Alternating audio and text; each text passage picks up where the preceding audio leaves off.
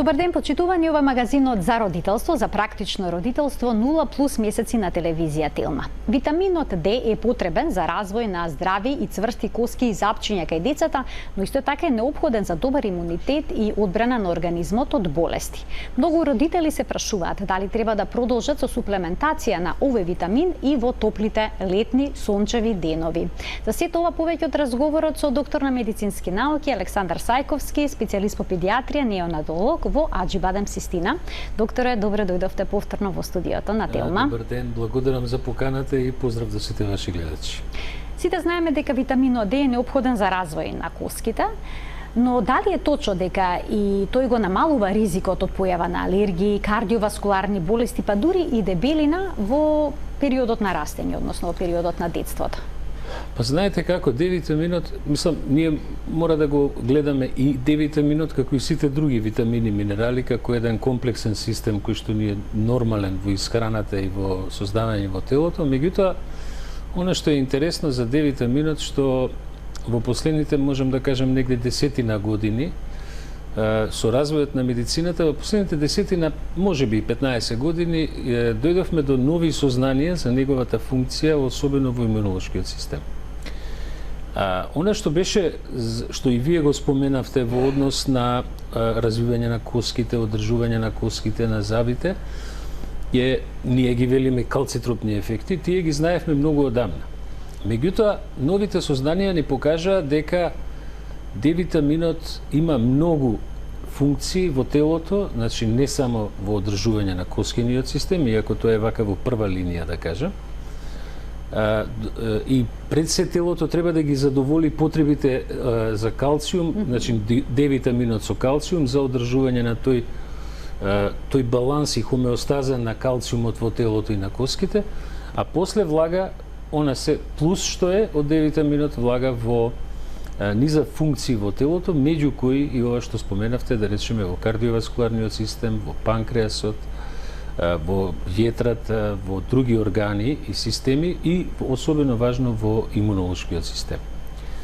Имунолошкиот систем, најновите сознанија покажаа дека луѓе кои што се со ниско ниво на Д-витамин, например еве и оваа пандемија со корона, односно COVID-19, покажа дека луѓе кои што имаат ниско ниво на Д-витамин имаат многу потешка клиничка слика, многу повеќе се од таа група на луѓе примени на оделенијата за интензивна нега и смртноста е многу поголема кај луѓето кои што имаат ниско ниво на Д-витамин.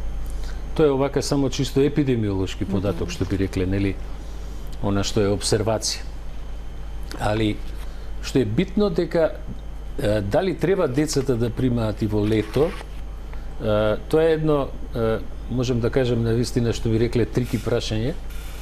Значи, она што е клучно важно, треба да знаеме дека Д-витаминот има и деца и возрастни кои што мора да го примаат во лето, зависно од нивната генетска констелација, односно од користењето на Д-витаминот од страна на телото.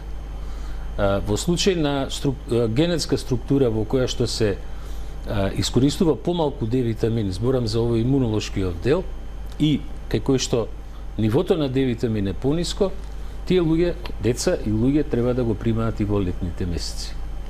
Така, витаминот Д го нарекуваат уште сончев, односно летен витамин, бидејќи сонцето е директно одговорно за активацијата на овој процес на природно создавање на витамин D3 конкретно. Но запознаени со опасностите од штетното влијание на сонцето, родителите ретко излегуваат со своите деца во периодот кога сонцето може да го активира овој витамин, или пак кога излегуваат надвор со детето, нанесуваат на кожата некакви заштитни фактори. Сега прашањето ми е дали лосионите и млеката со заштитен фактор го оневозможуваат природното создавање на витамин Д? Апсолутно да. Али на ова прашање сакам да ви одговорам, пред да го кажеме и тоа, сакам да ви одговорам во еден друг контекст за Д-витаминот. Ние внесуваме два типа на Д-витамин, D2 и D3. D2 витаминот углавном доаѓа од растително порекло, меѓутоа количината му е мала и го нема истиот ефект како и D3 витаминот. D3 витаминот во исхраната најмногу го има во рибите, во морските риби. Меѓутоа, суштински се создава во кожата од сонцето. Значи, ако само го изложите телото на детето 10 до 15 минути на сонце, во период кога аголот на сонцето е поголем од 40 степени, за 15 минути може да се создадат и до 20.000 единици на D витамин. Одма да напоменеме дека тоа не може да предизвика никакви токсични ефекти, затоа што вишокот ќе биде разграден. Значи, правиот извор на D витамин е сонцето. И затоа се вели витамин на сонцето, сончев витамин. Но она што е карактеристично, ако го видите развојот на човечанството, ќе видите дека, например, ако се вратиме некои 20.000 години наназад, да речеме стилот на живење на луѓето бил повеќе надвор, на отворено и создавале доволно D витамин.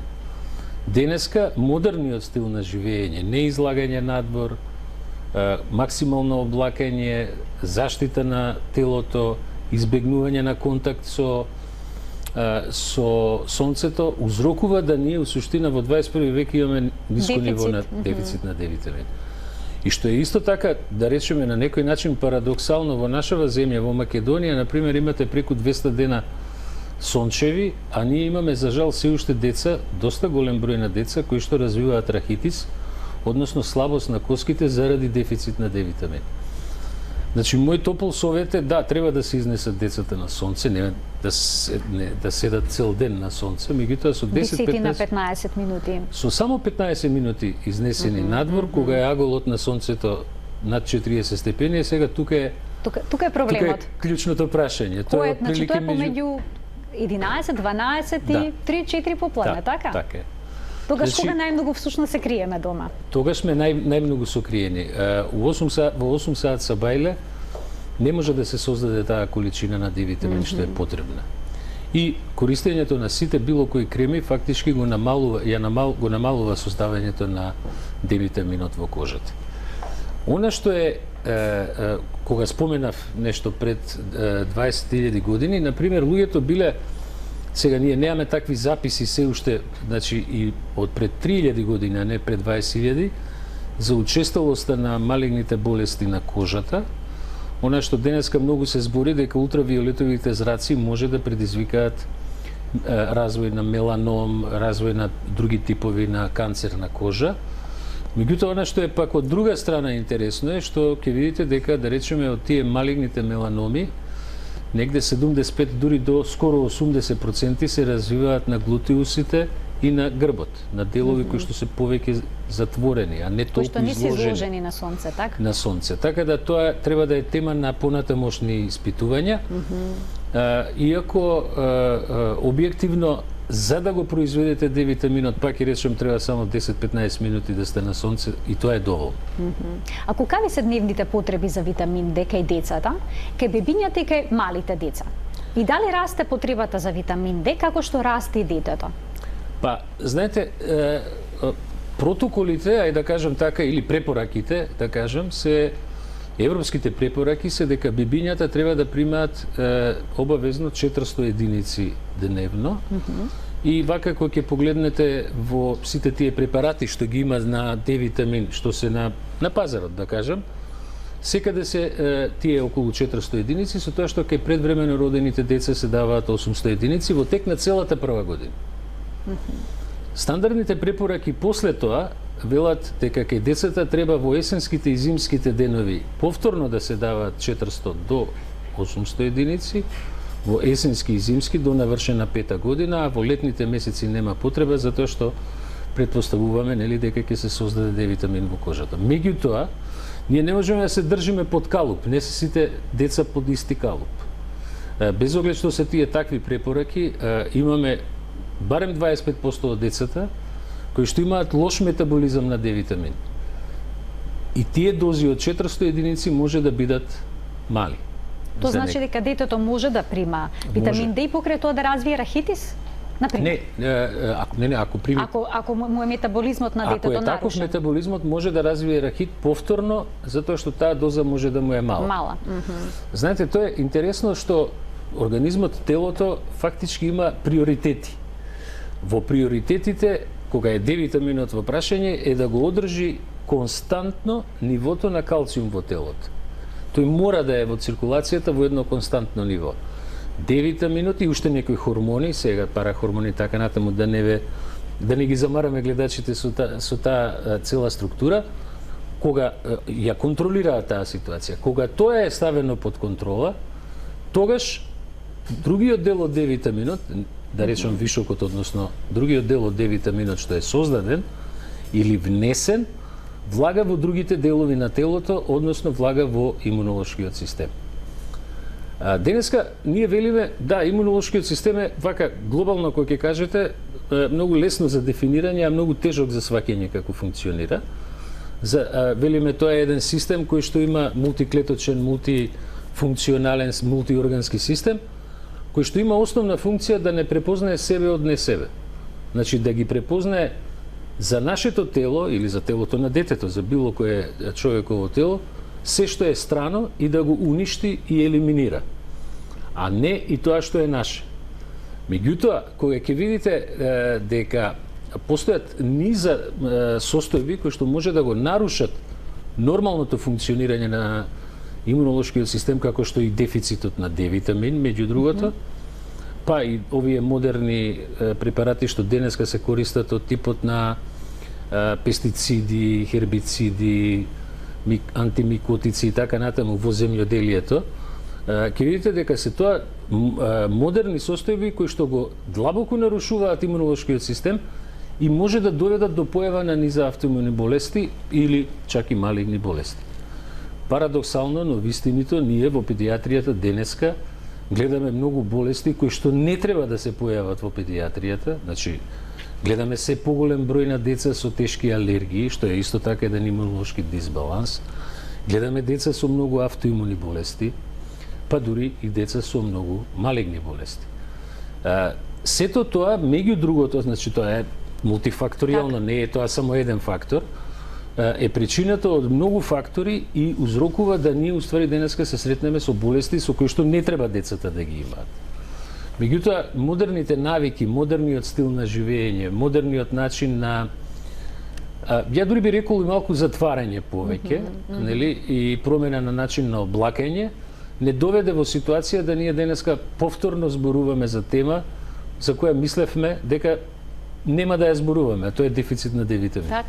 А како да знаеме дали нашето дете спаѓа во онаа група на деца кај кои што е присутен овој дефицит на витамин D или пак дека имаат, како што веќе споменавте, некакво не генетско нарушување, но некаква генетска предиспозиција да не го обработат овој хормон како што треба? Денеска има нови, медицината се развива, сепак драматично се развива како и да е. Има модерни технологии за детекција на целиот тој метаболизам на D витамин.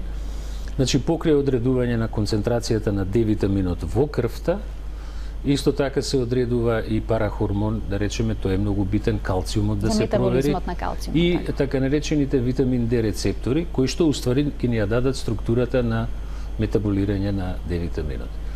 Со тие витамин D рецептори, например, кога ќе ги испитате, вие можете да одма знаете дали тоа тело, дали тоа дете утре ќе биде склоно кон автоимуни болести или дури малигни болести заради дефицитот на D витамин. Значи зборам за тоа што нема да може да го метаболира. Постојат луѓе кои што фактички треба да го примаат D витаминот цел живот. На таа база има некои протоколи нови, мислам препораки, кои што се уште не се влезени во класично во крајните протоколи на низа здруженија. Има протоколи во кои што се користат многу високи дози на D витамин. Таков е, например, познат еден Коимбра протокол, кој се користи за лекување на некои болести, односно за смирување на некои болести, како што е мултипла склероза, псоријаза, некои автоимуни болести и така натаму. Меѓутоа, тоа се посебни препораки кои што се уште не се влезени во класичните учебници. Меѓутоа, очигледно е дека нас ни фали D витамин, зборам општо во популацијата. Некои податоци епидемиолошки од Стенфорд кои што се дојдени кажуваат дека над 1 милијарда луѓе на планетава Земја имаат дефицит на D-витамин. Што е огромно. Огромно. Да. Трагедијата за нас е овдека, да речеме во јужниот дел, да кажам така, каде што има многу сонце. Еве, ние немаме можеби толку навика да внесуваме такви морски риби, например, кои што имаат доста D-витамин во нив. Меѓутоа, излагањето на сонцето е многу слабо. Дури кога ќе ги видите бебињата и децата дека не се изнесуваат надвор или кога се изнесуваат се целите облечени или покриени со чаршавчиња, значи фактички нема како да створат D-витамин. Немаат со сонцето. Ќе проговориме и за тоа, но еве споменавте дека морската риба содржи витамин D. Секоја морска риба содржи витамин D. Во кои други продукти го има овој витамин? Го има ли во јајца, например? Млеко? Да. Го има во млекото малку, го има во јајцето повеќе отколку во млекото, најмногу го има во морските риби, да кажам. Меѓутоа, што е тука интересно, кој ќе кажеме во морските риби? Знаете, најмногу D-витамин има во оние планктоните, во морињата, во коралите, во планктоните. И во тој цел круг на исхрана, морската исхрана, помеѓу себе, во животинскиот свет во морето, се врти голема количина на D-витамин. Излага дека можеби D-витаминот е многу постар, вака кога гледате, отколку целиот наш развој, како што е на телото, и по се изгледа се чини дека оваа функција на D-витаминот во имунолошкиот процес, ако ги земеме рибите и се она што живее во морињата и во океаните, изгледа дека е постаро отколку создавањето на коските и одржувањето на коските. Морските риби го имаат најмногу заради тој ланец на исхрана. Меѓутоа, кога веќе сме на тој ланец на исхрана, ја би сакал да напоменам чисто овака, вие знаете, денеска е модерно се користат во исхраната доста, меѓу другото и алги се користат, имате и препарати на база на алги. Меѓутоа, нашето тело не е спремно да ги метаболира нив. Едноставно ние, например, јапанците ги јадат, меѓутоа јапанците со милениуми години имаат створено микробиом цел во цревото кој што ги метаболира и може да ги користи. Ние се уште не сме спремни за такво нешто. Немаме такви бактерии што би ги разградиле. Едноставно, да, тие бактерии кои што ќе треба да ни помогнат да ги разградиме. Така да, кој ги јадете, испаѓа као да јадете пластика, така доаѓа.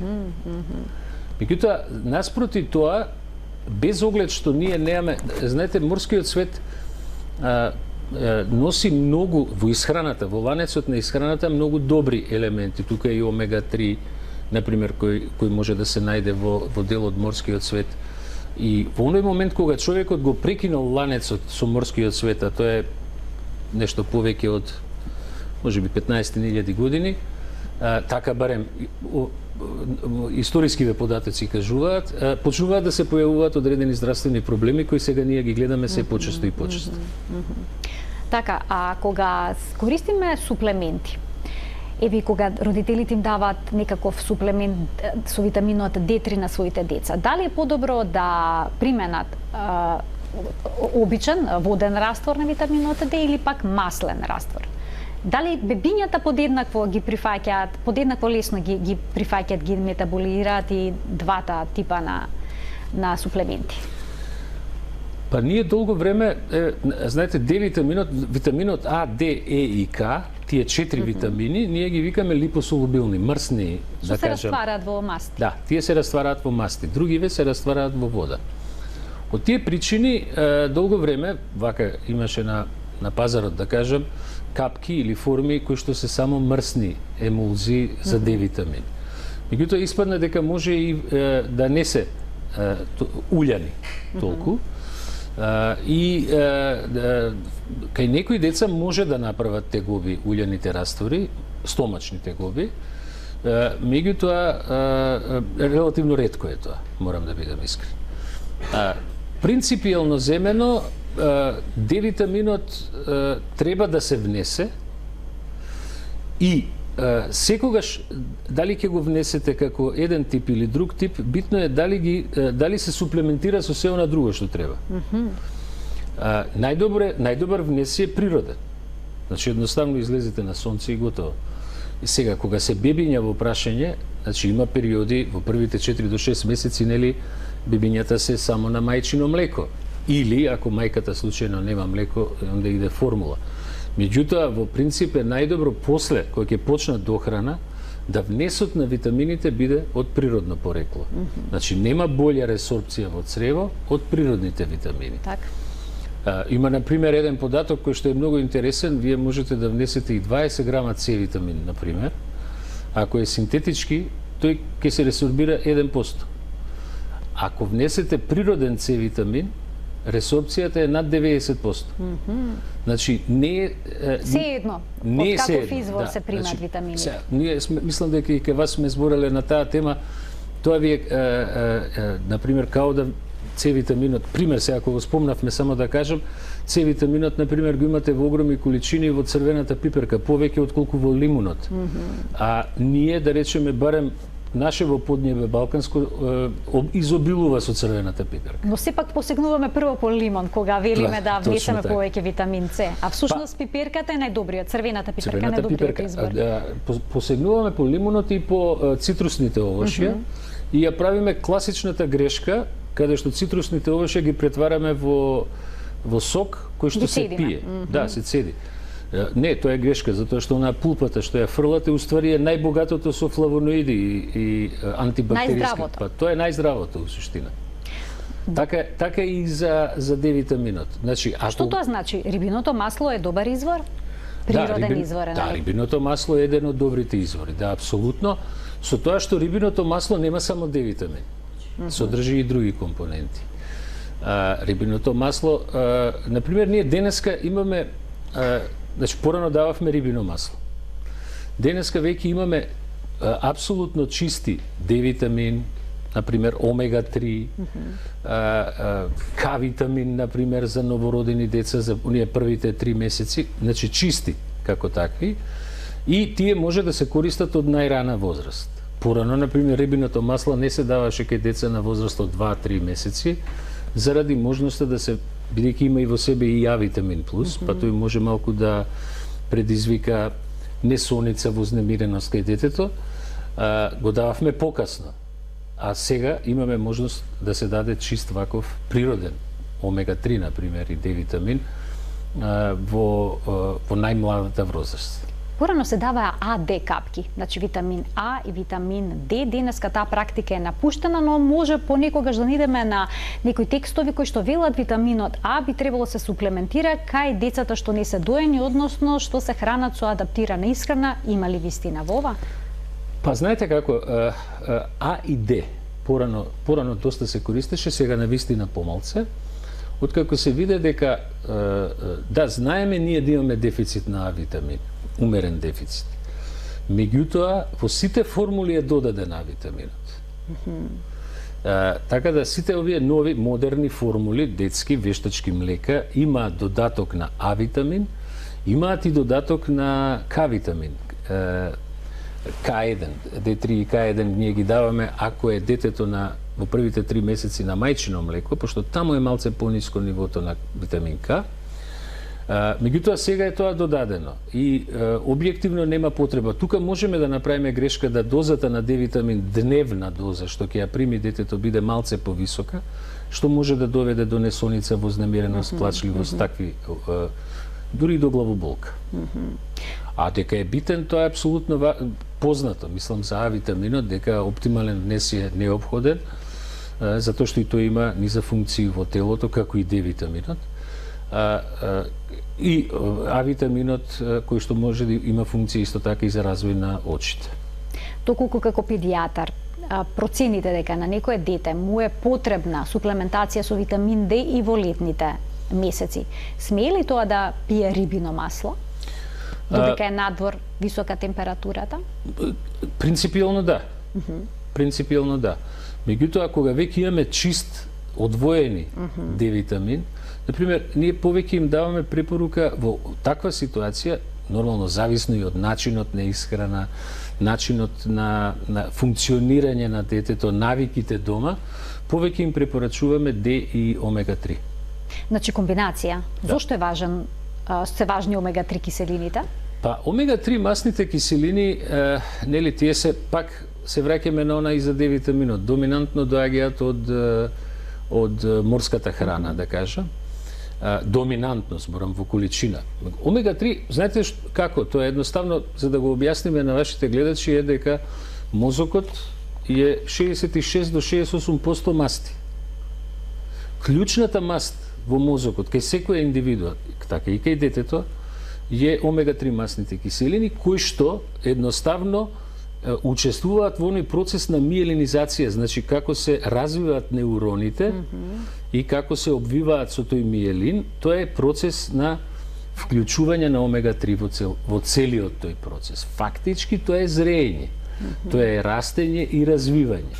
Омега-3 масните киселини ни се битни за добар развој на неуроните, нервното ткиво и мозокот, и на очите, односно на ретината, за добар вид. Она што најмногу омега-3, например, вака кога гледате во режим на исхрана, има во така речените мрсни риби, као што е да речеме лосос, харинга, скуша, бакалара, ние немаме навика да ги јадеме баш тие риби. Да. И велате дека треба да се уловени од морињата, а не да се одгледувани. Така е. Да.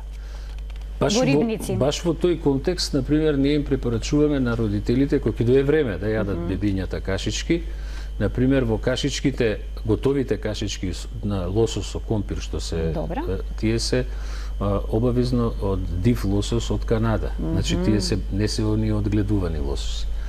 Сега, зошто ни е тоа важно? Затоа што видите, бебето ќе се роди со мозок кој е, значи доносено бебе 40-та недела, ќе се роди со мозок кој што е околу 400 грама. Тој мозок во првата година расте повеќе од 120%. Него му требаат масти. Затоа и во исхраната кај децата ние велиме им требаат масти. Неопходни се. Да. Никако не смеа да се исфрлат. Значи, да, факт е дека сите макронутрициенти и микро треба да ги внесеме, значи и масти, јаглени хидрати и протеини. Протеините за градење на телото, меѓутоа нас за бебињата ни треба масти. Ние мајчиното млеко не е ниско масно млеко. Оно има релативно висока масленост. Мајчиното млеко.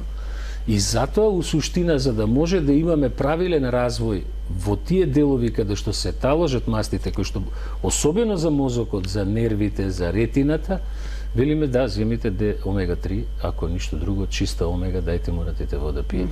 Затоа и денеска ќе најдете такви комбинации, например на D3 со омега, ќе најдете омега чиста, ќе најдете исто така и за возрастни, само дозите се таму многу поголеми.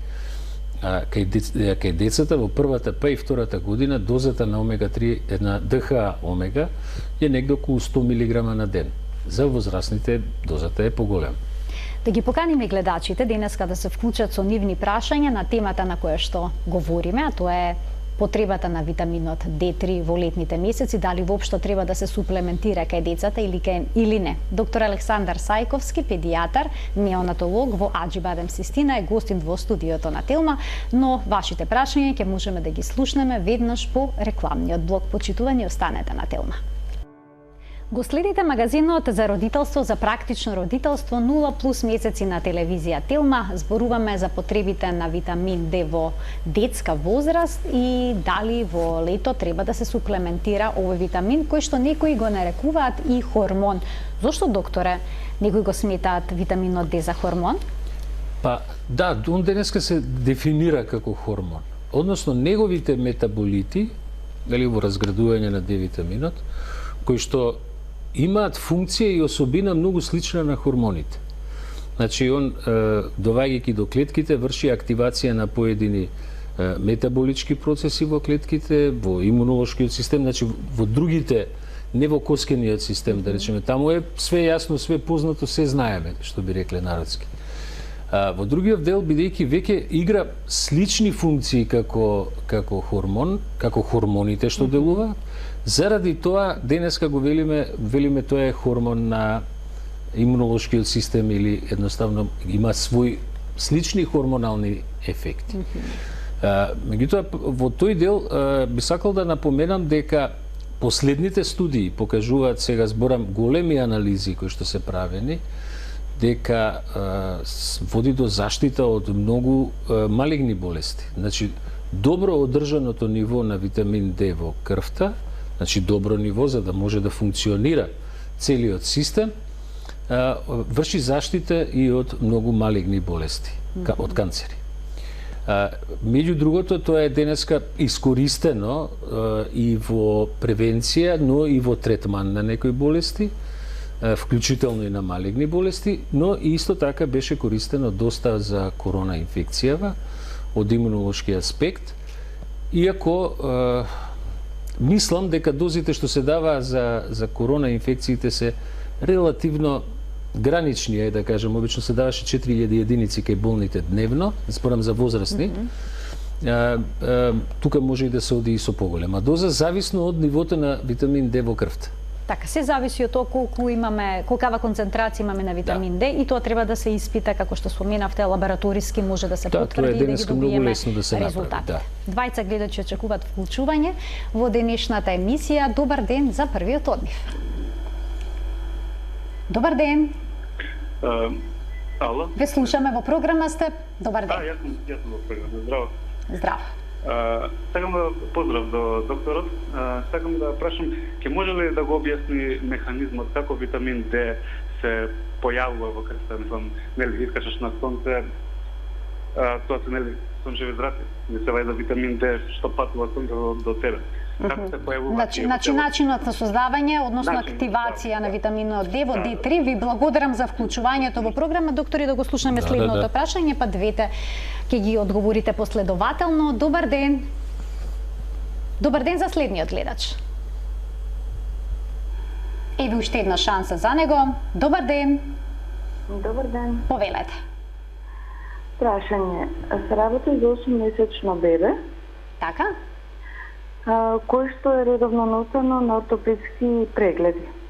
До последниот ортопедски преглед, докторот, ортопедот, не даваше констатација дека градниот кош на бебето не е доволно зацврснат и поради тоа е зголеми дозата на витамин D.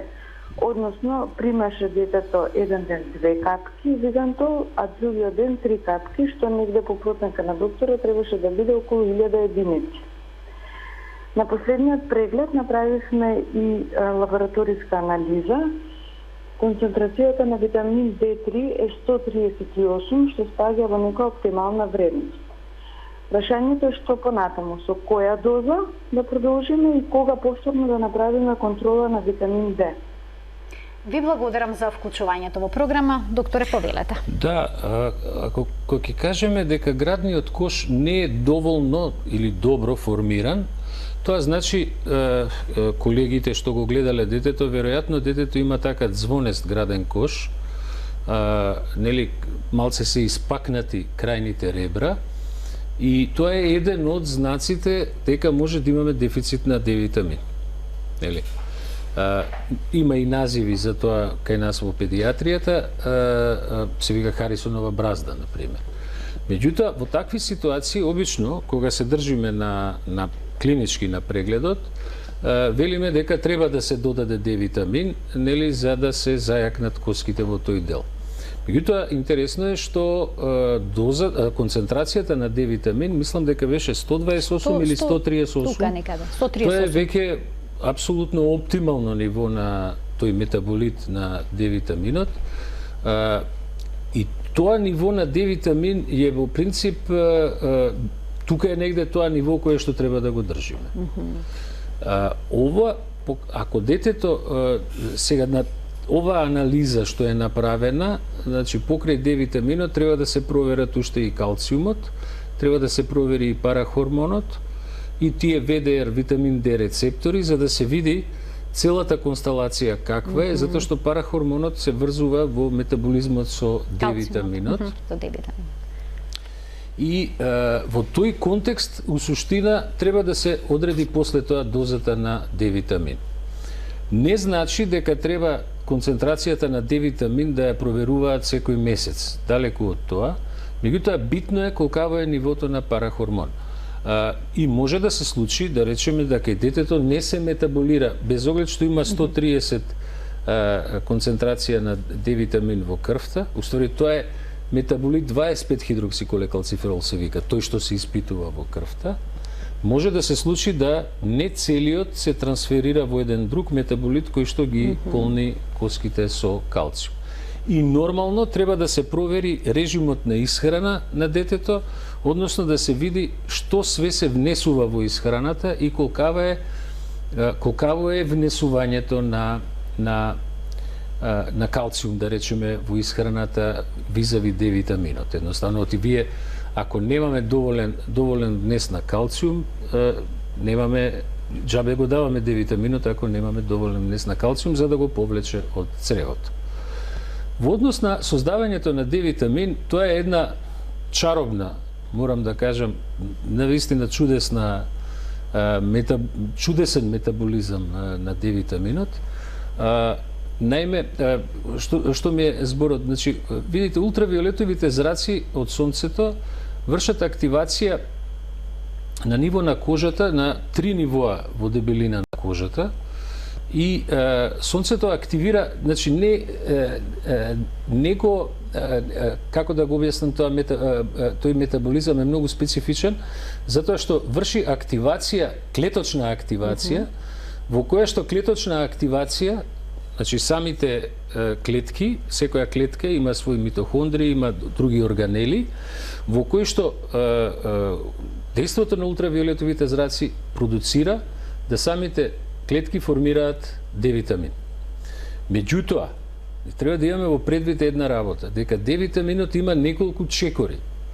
Значи, без оглед што вие може ќе создадете и 15-20 единици D-витамин во кожата, тој треба да се претвори, тој патува во телото со одредени носачи до јетрата и да се претвори во еден интермедијарен метаболит кој што ние у суштина го одредуваме во крвта.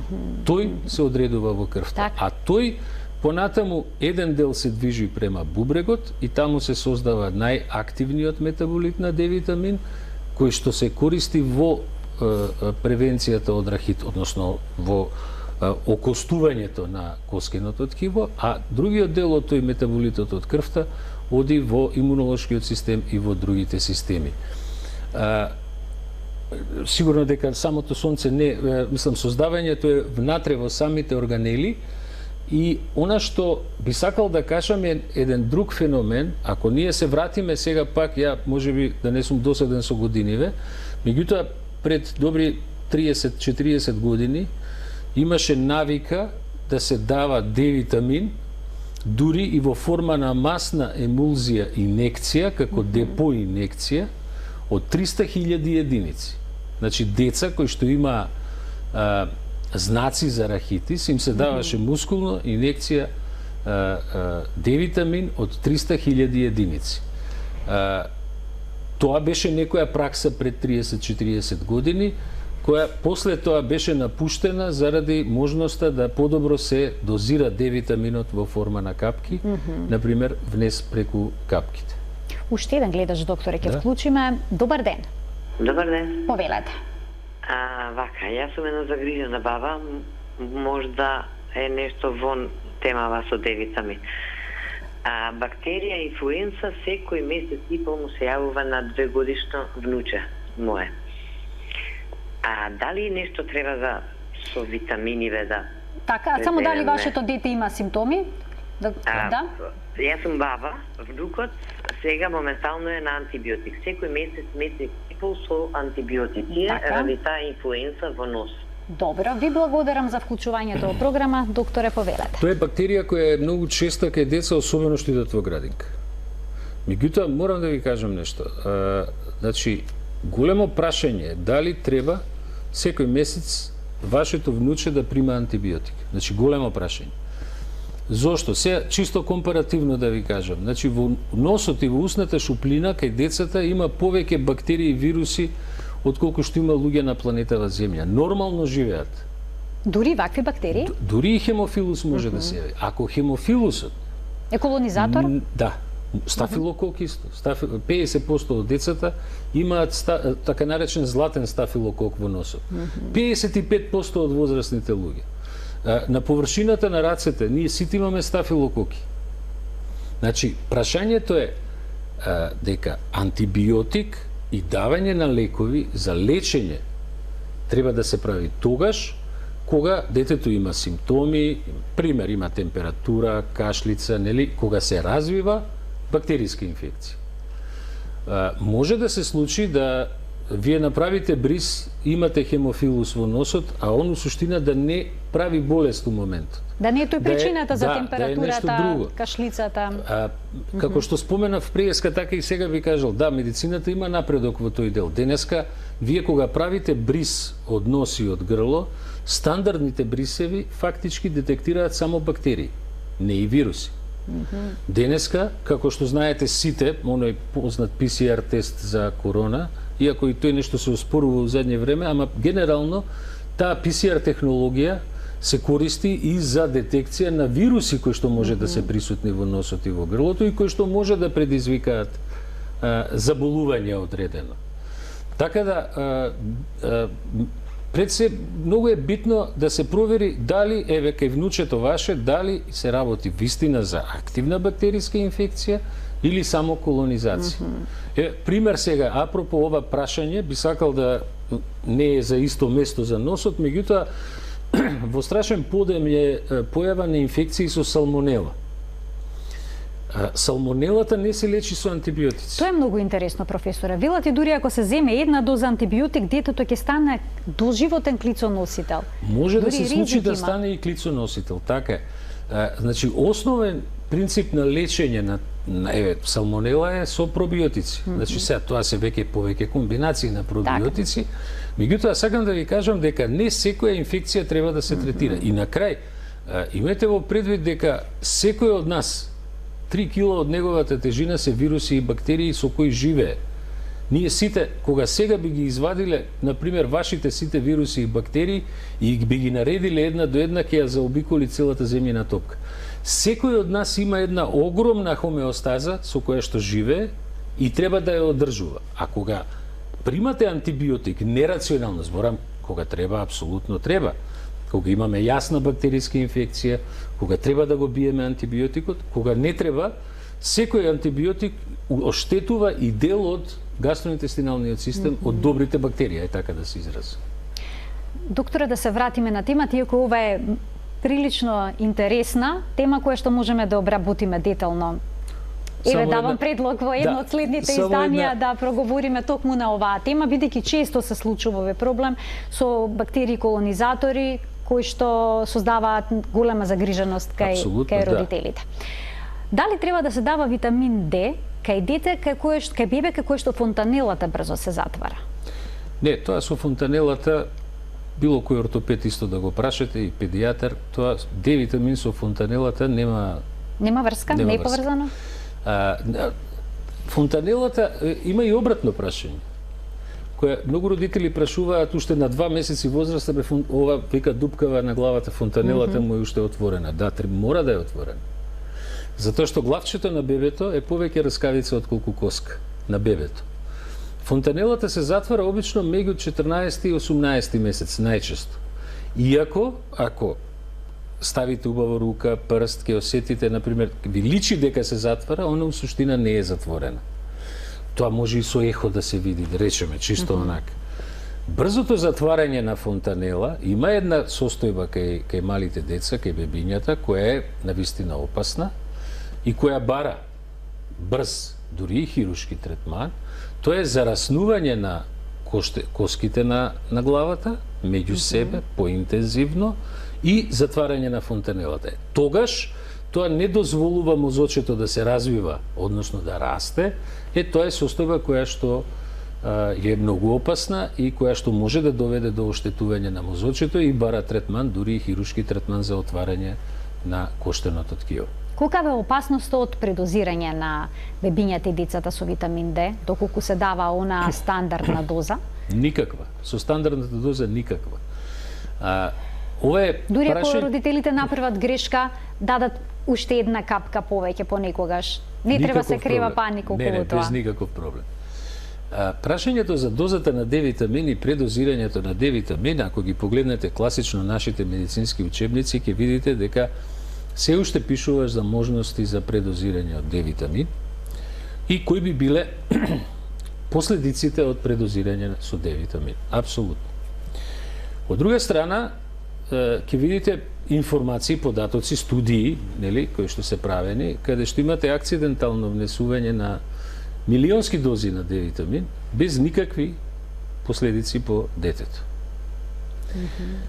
Значи, D-витаминот по принцип, кога се внесува во дози, еве зборам за бебиња и за деца, кога се внесува во стандардно препорачаните дози, не може да настане предозирање. За да настане предозирање треба 10-кратно да се зголеми дозата, ама никој не ја зголемува без да има контрола на D-витаминот во крвта.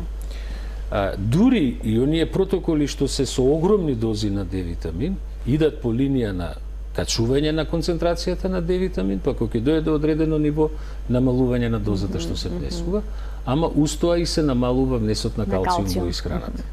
Јас ви благодарам за вашето денешно гостување, за деталното појаснување поврзано со витаминот D и здравјето на децата, но и возрастните.